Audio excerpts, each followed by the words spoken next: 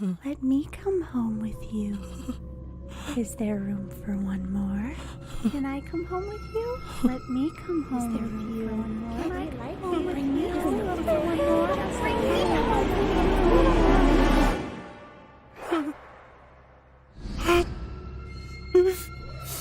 home. There's room for one more. Yay!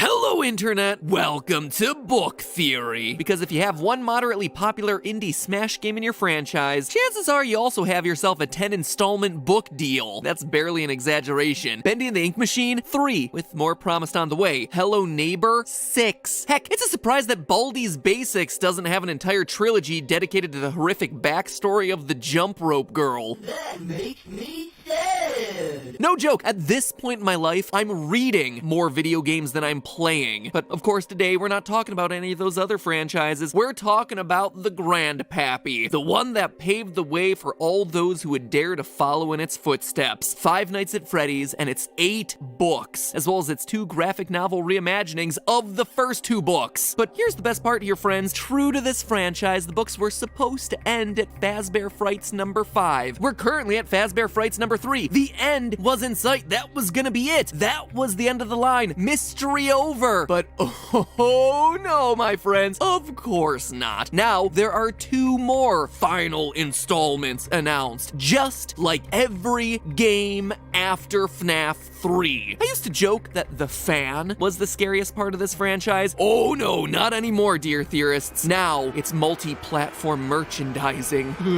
So Fazbear Frights number 3, titled 1:35 a.m., just came out, and whoo boy, there is a lot to talk about with this one. If you'll remember, Scott has made it pretty darn clear that this new book series is meant to help us solve the mysteries from the past, and that the stories are, as they say in every book's official description, pulled from all different corners of the FNAF lore. But unlike the past 2 Fazbear Frights books, where the connections have been a bit looser, I suppose is the best way to describe a time-traveling ball pit that leads to a scene of some 1985 pizzeria murders, the stories contained in this one, in 1:35 a.m., all feel very strongly connected to, well, like I just said, every corner of the FNAF canon. The stories here are starting to show how they're connected to not only each other, but also how they're connected to the original book trilogy, and yes, how they're even connected to the games, creating this elaborate web of complicated animatronic death. But more than anything else, these books are starting to confirm things for us. Theories and suspicions that we've had for the better part of the last 5 years, which, you know, is kinda nice to receive some level of validation. Like I said, it is a lot to cover, and so I'm gonna cover this one like I've covered the last 2 books. Today's episode is gonna be dedicated to a general overview of the stories, spotlighting some of the most important details for theory crafting, and explaining what I think this new batch of stories is trying to tell us about the series' mysteries. And then the next video, we're gonna be doing a deep dive into probably the biggest mystery of all 3 books so far, FNAF's newest killer animatronic, the Stitch Wraith. This guy is actually really interesting, and his story is starting to weave through most of the 9 other small stories that we've covered in these other books, and what he means might actually have some severe implications for not just the original trilogy of novels, but also the future of the games. Like I said, more on that next week, but for today, let's start with our title story, 1:35 a.m. This one is pretty straightforward. Delilah is a young woman with a tragic backstory. Her parents both died when she was 11, at which point she was bounced around and abused, sadly, in the foster care system for years. Eventually, she finds a stable home and happiness with a man named Richard. They get married, and Delilah excitedly looks forward to finally having a child of her own so she can finally complete the family that she never had. Everything is going great in her life until Richard divorces her. Now she's alone and sadder than ever. And then she dies, trapped in a ventilation shaft after being tortured by the embodiment of the child that she never had. Children's entertainment, ladies and gentlemen. Okay, so I may have skipped a few steps there, but it's roughly the idea. One day, Delilah finds an animatronic doll named Ella at a garage sale. A doll that reminds her of the child that she always dreamed of having. Quote, with brown curly hair, big dark eyes, and plump pink cheeks, the doll looked almost exactly like the baby Delilah had envisioned having someday with Richard. She'd been sure that she was gonna be a mother, so sure that she'd named the baby before the baby was even conceived. Her name would be Emma. Delilah reached for the tag that hung on the doll's wrist. My name is Ella. Ella. so close to Emma. Delilah felt an odd tingle slither through her body, end quote. She buys the doll, in part because it reminds her of her almost never child, and because it has a built-in alarm clock. Emotionally scarring with a side of functionality, just the way I like it. Anyway, she sets the alarm inside of Ella for 1:35 p.m. to help wake her up for her shift at work, but the alarm doesn't go off. And just like that, Delilah gets her first taste of parental disappointment. So she does what any good parent would do in that situation, immediately hurls her would-be child into the nearest dumpster.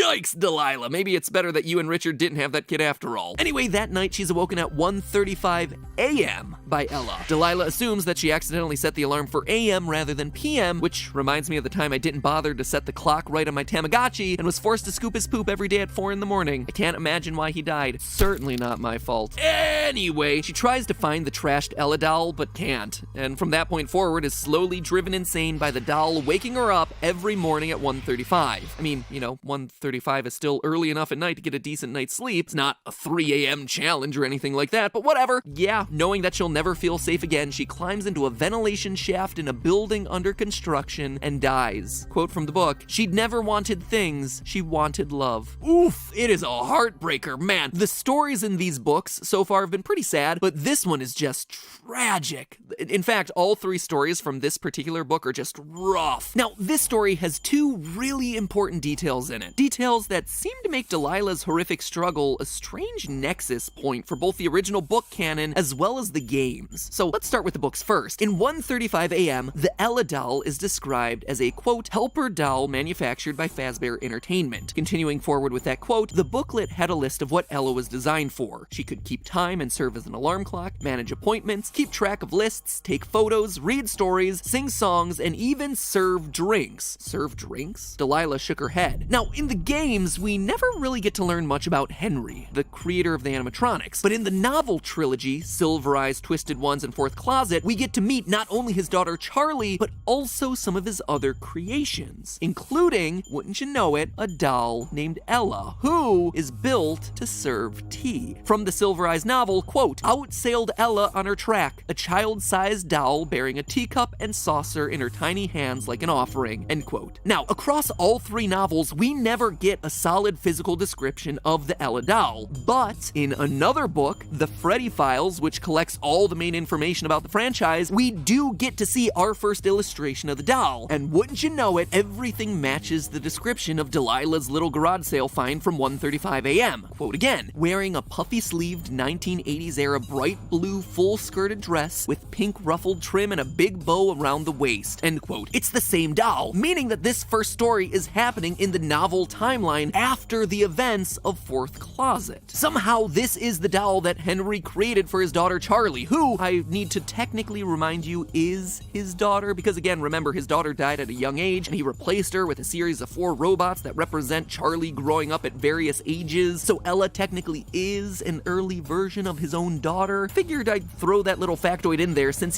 this is a real and totally valid plot point from the novelized series of events in this very easy to understand series. But that's not all. While I was reading the story, the way Delilah decides to hide in the ventilation shaft felt really strange to me. Like, why? It was super random, but also was one of those things that felt so oddly specific that it felt like it had to have had a bigger purpose. So I dug around and found this for you. For your consideration, I present to you Night 2 of Sister Location. So, funny story, a dead body was found in this vent once. Okay, so not that funny, but it's a story. So, could Delilah be that body that was actually found in the vents of Circus Baby's Entertainment and Rentals? Maybe, but probably more likely it's alluding to that story from Sister Location rather than directly the same one. You see, in the book, we're told that Delilah's vent is in a site that's under construction, a 3-story structure that feels a bit like an office building. Sister Location, meanwhile, takes place in an underground facility underneath a residential home, so it's probably not the same building. At the same time, though, the story makes it clear that Delilah was was drawn to this place. Quote, the answer to her plight was in here. She was sure of it. Someplace here she was gonna find a way to escape Ella forever, end quote. Time and again throughout all of these Fazbear Fright stories, we're shown people being drawn to the Freddy Fazbear locations through some supernatural force. So could Delilah, or whoever died in the Vents of Sister location, have been compelled to come there? And this story is just giving us a hint as to how that happened. Maybe. And whereas the Delilah Sister location connection might just be me reading too far into things, that certainly isn't true for our second story, Room for One More. In this story, and stop me if any of this sounds familiar, Stanley is a night guard at a mysterious underground facility full of little ballerina dolls looking to escape to the surface. Ding, ding, ding! It's like in one sentence we just won FNAF bingo. Each night he falls asleep on the job, wakes up to find a mini Rena doll on the desk asking to go home with him. Stanley falls asleep again, and when he wakes up, the doll is magically gone. Over the next few days, his arms start to swell, his throat starts to bleed, and yet he keeps going to work, keeps finding dolls, and keeps falling asleep. Eventually, he learns that the dolls have been crawling into his mouth while he sleeps, causing his body to swell to the point of bursting.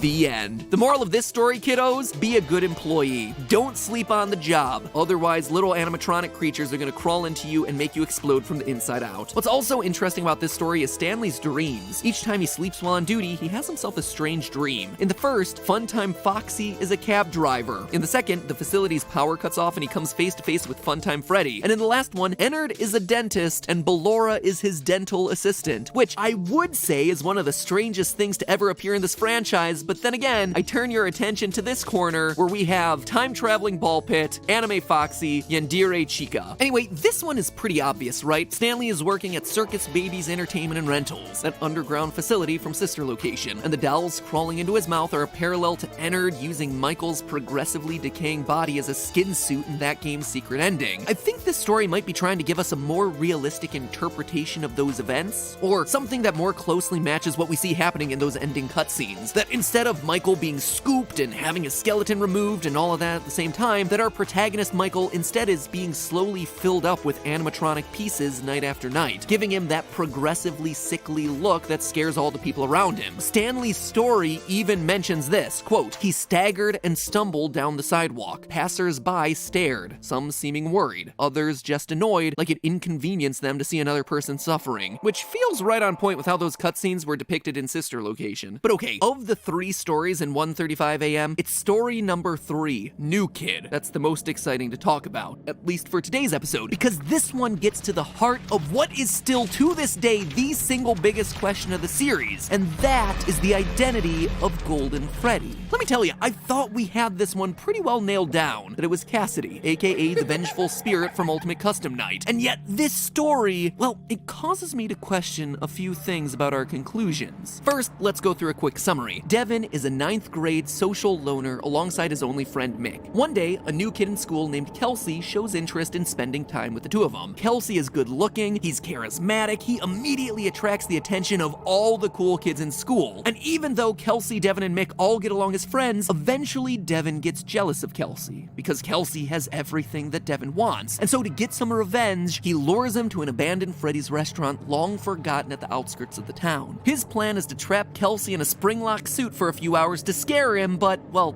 you know what's gonna happen. The sheer mention of spring-lock suit immediately gives you a spoiler alert as to what's gonna go down. Kelsey puts on the Golden Freddy suit and gets skewered alive, quote. The blood saturated the bear's matted fur in seconds and began pooling on the floor. Devin stared at the moving blood. It looked like it was a living thing. A thinking red liquid lake stretching out. End quote. Mick and Devin leave Kelsey for dead for fear of Devin getting in trouble, but they're not quite sure he actually died. Nearly a week later, Devin is convinced to go back and check on Kelsey, but when he does, he's in for a surprise. Kelsey has vanished. Devin eventually sticks his hand inside the suit's mouth to feel around for Kelsey's slumped over dead body, only for the spring locks to fail again and crush his arm. As Devin lies on the floor, trapped and slowly bleeding to death, he gets a final glimpse into the suit and, well, let's just say what he sees inside rocks the foundation of what we know about this franchise. Quote, Devin wiggled in one more attempt to free himself. The mouth opened even more and Devin got a sudden glimpse inside the suit. He gasped. down low, past his arm, Devin could see a body, a dead body, just like he thought he'd find when he came back here to check. But it wasn't exactly like he thought he'd find. This one had curly black hair. The body in the suit wasn't Kelsey. Now, there's a lot of weird things about this story that I don't quite have answers for, but I do have some thoughts about. First and foremost is the ending. You see, the book doesn't end with Devin's death like you would expect. It actually continues to a final scene with Kelsey, alive and well, as the new kid at school introducing himself to two boys. It seems, at a first reading, like this should be a flashback to when Kelsey first meets Mick and Devin at school. Like,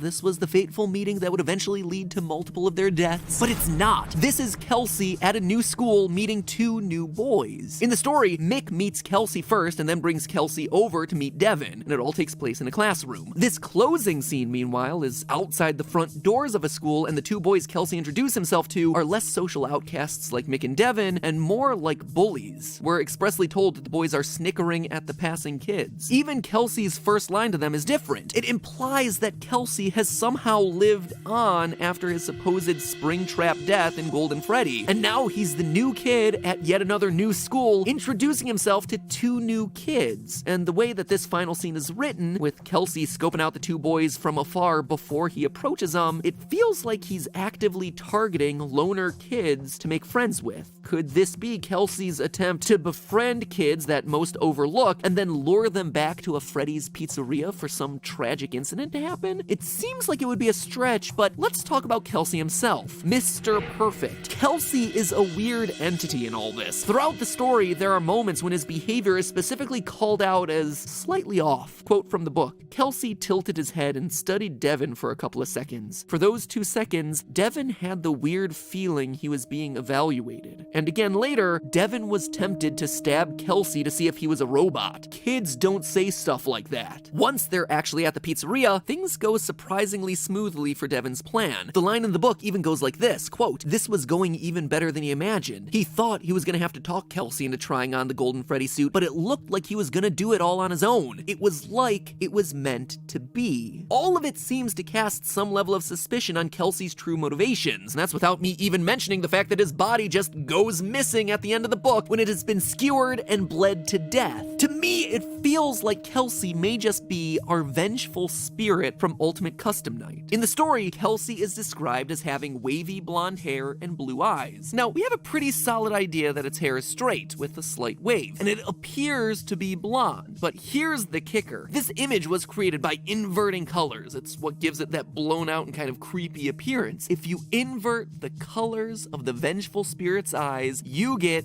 blue, just like Kelsey is described in the book. And it would fit the idea of a vengeful spirit, a kid who is angry about his own death, perhaps in an accident like we see in FNAF 4, or in this particular story, looking to get revenge on other kids who are similar to his original killers. He goes from school to school, presumably ones near Fazbear locations, to somehow trick kids into getting killed by the suit. The parallels with Vengeful Spirit even go to the moments right around Kelsey's death in the book. This is how it's described, and the sound wasn't the bad part. It was bad, yes, but the bad part, the really, really bad part, was the way the suit started jerking in a spastic, horrific dance. It looked like the moth-eaten, mildew-blotched gold bear was convulsing, but it wasn't the bear, it was Kelsey. It's remarkably similar to the final cutscene from Ultimate Custom Night, where we see again an angry Golden Freddy, presumably filled with the vengeful spirit, twitching off into the darkness. Also worth noting is that the spring-lock suits are apparently big enough for kids to slump down into the body. Devin, when he initially can't find Kelsey's body inside the suit, decides to dig deeper down into it. Quote, had Kelsey somehow slid down into the suit? Was that his hair that Devin could see? This, to me, confirms what we see in FNAF 4's storage room cutscene, the strange tuft of hair that's coming out of the body of the suit. Back then, we weren't sure what this was trying to tell us, what that tuft of hair was meant to be. But now, I think we can safely conclude that it is indeed a child stuffed into that body, and that we're only seeing the top tuft of hair poking out. It would seem to imply that there was a victim before the bite of 1983, and that the crying child was somehow aware of at least one, if not multiple, of past victims shoved inside the suits. But all of this brings us to the obvious question of this story, the curly black hair at the bottom of the suit. Who's that? And honestly, I'm not sure. Cassidy, which is what we've been assuming to be Golden Freddy's name name this entire time, does indeed have black hair, but it's always been described as long and straight. In the fourth closet, we physically see Cassidy, and she's described as this, quote, "That's Cassidy, a girl with long black hair approached." And in the survival logbook, where we first learned of Cassidy's name, there's this girl who again has long, black, straight hair. And that's something worth pointing out, for as chaotic as the story in this franchise has been for all its iterations, names and hairstyles and colors of the victims seem to be fairly consistent. Susie is always associated with her dog. She has blonde hair with curls and blue eyes. Cassidy always appears to have straight black hair. Fritz always has freckles. The names and the faces of the surrounding characters may change, but the missing children all seem to be fairly consistent in both name and physical description, which is an important detail to keep track of moving forward. So could all of this mean that Vengeful Spirit and Cassidy are two separate entities? That two spirits might both be in possession of Golden Freddy, or that Cassidy isn't really associated with Golden Freddy at all, and is instead the identity of one of the other animatronics? Because in Fourth Closet, she technically wasn't the one who was associated with Golden Freddy. Honestly, I don't know. I need to actually review the evidence for this one, and I encourage you to do the same. The last thing worth mentioning for all of us to chew on is the mysterious slithering